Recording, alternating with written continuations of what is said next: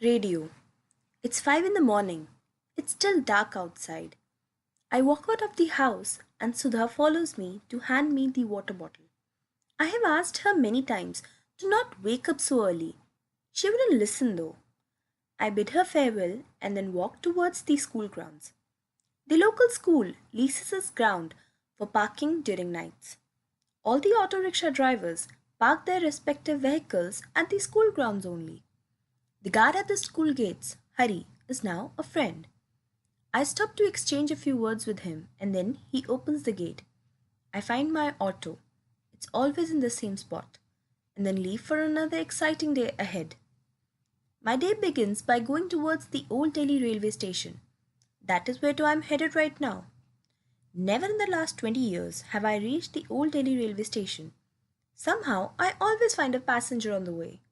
Maybe my record is going to change today, or maybe not. I'm just a few hundred meters away from the railway station auto stand. There is the unusual traffic of the countless taxis that are rushing to get inside first. These mobile app based taxis have ruined our business and roads alike. Today, just can't find a road in Delhi without these white cars and their yellow number plates. They offer some deals at some times that people tend to use these more than autos. Well, not to say that we don't provide air conditioning. Auto will give you what the weather has to offer, heat in the summer and cold in the winters. Lost in my own thoughts, I'm almost at the gates of the railway station. Just then, a middle aged man walks up to me and asks me for a ride to Rohini Sector 8. It might just need another day to break my record. Happily, I help the man put his larger than himself suitcase into the auto and then start my meter. After a few minutes of silence, the man seems to have finally caught his breath. He calls possibly his home and iterates to his dear ones that he has reached Delhi and has finally got an auto ride. When he cuts the call, he starts speaking. I don't know why these autos won't take a fare to Rohini. You must be the 20th auto I approached. Fine for now, Sahib. It is early in the morning and it would take around 40 minutes to take you there. But from there, getting a long ride is always impossible due to the traffic. We people live nearby and it will be expensive for us to return such a long distance without any ride. How come you agreed then? He inquired. I had seen this coming. I have a sister who lives a little distance away from Rohini, and it has been a while since I have visited her. If I do not get anything, I will at least visit her. I said truthfully. It had been indeed a while since I had last visited Munni at her marital home. The man continued on his conversation about how it had been much better a couple of years ago when autos were easily available. He complained that now auto drivers look for their comfort before taking a ride. Well, I couldn't deny this. Things had changed and so had the people. Auto was no longer profitable as it once had been when I first set out to drive it. Even with the fare increase, the inflation increases much more rapidly and it becomes hard to keep a balance between the two. I discussed my thoughts that had consumed me before the passenger came about the mobile taxis ruining our business. For the first few times of offers of rewards that those companies offer, people keep using them in hope to get lucky. As a result, those taxis had increased in number manyfold. People would need a quick and cheaper ride, but they reprimand the auto driver if they feel that he has asked for more fare. They would threaten him with booking a cab. Slowly, the auto drivers had grown frustrated of the same and would resort to answering back. This only made the situation worse. The conversation eventually took the turn to what most conversations in the city do take turn to discuss why isn't the government doing anything about it. We discussed at length what I had discussed numerous times already. We didn't even realize amidst our discussion that the destination had come. The passenger guided me through a couple of narrow lanes before getting down. He paid me the meter fare and then I left. It was still 15 minutes to 7. I was definitely not going to find any ride at this early hour. I went to a nearby tea stall and started a conversation with the tea vendor. We had a discussion on random topics. He identified me as someone not familiar with the area and introduced me to the local statistics. He guided me towards the local markets that open early where I could easily find a fare. I grabbed some quick breakfast with tea and then thanked the vendor for his advice. Paying the bill, I left for the direction that he had indicated. Even before reaching the market, I got a passenger. It was a short distance only. I got a couple of those more, and by the time I finished those rides, it was already noon. The gas was running low, and I decided that I needed a gas filling station. There was a moderate queue which allowed me to buy some lunch and finish it while waiting. I had just stepped out of the gas filling station when two girls stopped the auto. Bhaiya, would you take us to the Pacific Mall? Oh, I've always loved this accent. I smiled and asked them to sit. I started the meter and then pulled the auto towards the right road. The ride was going to be interesting. We are in the auto now, Shona. Okay, but you don't have to tell him. He has asked me not to tell anybody. Oh, it's just so pretty. Did Nishant really give you this ring? It looks so expensive. Oh, well, it does. He won't tell me how much it cost him though. You are so lucky. When do you plan to tell your parents? Shh, we can't tell anyone right now. He needs to complete his studies and all. Moreover, you know Dad now. He's not going to like dating and all. It's better that Nishant tells his family once he's settled and then his family reaches out to my family. Yeah, it gives you both time together too. How romantic. The both girls kept discussing how Nishant had given a ring to one of them. They discussed the ring and what more gifts might Nishant be bringing for his love interest today. I told you that this was going to be an interesting ride. Young girls always were full of life. Even the smallest of things brought them a lot of joy. It was always amusing to listen to them. I also made a note of how happy the girl was because of a simple ring. I'm sure it was pretty expensive. Well, I won't be able to afford an expensive one, but I decided to definitely buy a ring for Sudha before going home today. I know her reaction. She would scold me for spending unnecessarily, try to find something wrong with the ring, and then lock it in the cupboard as if it was something very precious, just like all the other gifts that I have given her. She's not someone to say it out loud, but I imagine the joy in the girl's voice to be reflected in Sudha's voice. Just like all women, she likes getting gifts, though she really does has a weird way of receiving one. We reached the mall in a little more than an hour. I was a wiser man than I had been an hour ago. I knew how to take care of a ring. I had the list of gifts that would make a woman happy. It was almost 6 in the evening when I found myself dropping a passenger in Vasant Kunj.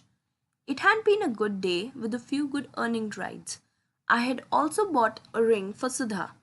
Humming to myself, I was returning home when a girl almost jumped in front of my auto.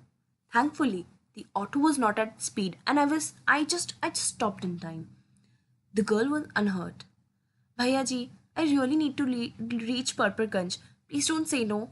I had no intention of taking another ride, and especially not so one so far away. The girl probably read my expressions. I'm really getting late. I will pay you 100 more than what your meter says. It's already getting dark, and I have been waiting for a while but couldn't get a ride. Please, please, please. She had already made herself comfortable inside my auto. I looked outside as if to confirm it was really dark, and not to forget, a little isolated. It did not feel right to leave the poor lady waiting there. I started my meter and then set off in the direction. The girl kept looking at her phone. Her hands kept playing with the rod handle on the closed passage side. Maybe she saw me looking, or just then she grew relaxed and smiled, and then spoke. Is your home very far away from Parpaganj? A little, madam, I replied. Thanks for taking me, Bhayaji. I was really getting late to go to my sister's place. She fell silent, saying the last sentence. Every few minutes, she kept opening her phone and then checking something. After some time, I realized that she would be new to the city, for she looked to be checking the map. She kept on checking the turns and the roads and the names of the roads on the road in actual. When I took a few turns which did not confer with her map to avoid traffic, she grew a little uncomfortable. Don't worry, madam. We would find a lot of traffic on the straight road. I know this shortcut. This is safe and this will take us to the next road. She smiled, still a little unsure, but a little relaxed, and started humming to herself. She would hum a tune for a few seconds and then would change to a different tune. We were stuck in traffic, still some distance away from the destination when she got a call. It seemed that she wasn't sure where she had to go, and this made her a little nervous. She cut the call, assuring the caller that she would reach there safely. The activity of checking her phone had started again. She would take her phone out of her purse, check the time, check some more items, and then keep the phone back inside her purse safely. Every few seconds, she would repeat it. Sometimes, when the map indicated traffic, she would also let me know. Finally, when I thought that she was getting really worried, I said, Madam G, this is daily traffic. Don't worry about it. We are almost where you had asked me to take. You can probably now tell me the exact directions to your sister's house. It was then she confessed. I think I might have told you incorrectly, Bhayaji. I have only visited my sister once, and I have been in the city for only 2 months. I'm not sure of the routes. I know my sister's house is somewhere nearby the hospital, and I thought that the address I was giving you was exact, but I'm not sure I identify this location at all now. I didn't know what to say. She was almost on the verge of tears. It was natural. She was quite young and genuinely appeared scared. Madam G, the hospital is still 2 kilometers away. Let me take you there, and then probably you can call someone and I can ask them for directions. She nodded, but the tension didn't fade. I kept going towards the hospital. Madam G, if you have songs on your phone, why don't you play them for us? It would take tension off your mind, and also the travel would become a little melodious. She took my suggestion and started playing songs. Some of them that I had heard, I sang along. In 2 songs, she seemed relaxed again. Upon reaching the hospital, she dialed her sister's number and I spoke to her sister. She told me a little complex route. I was sure I could reach there though.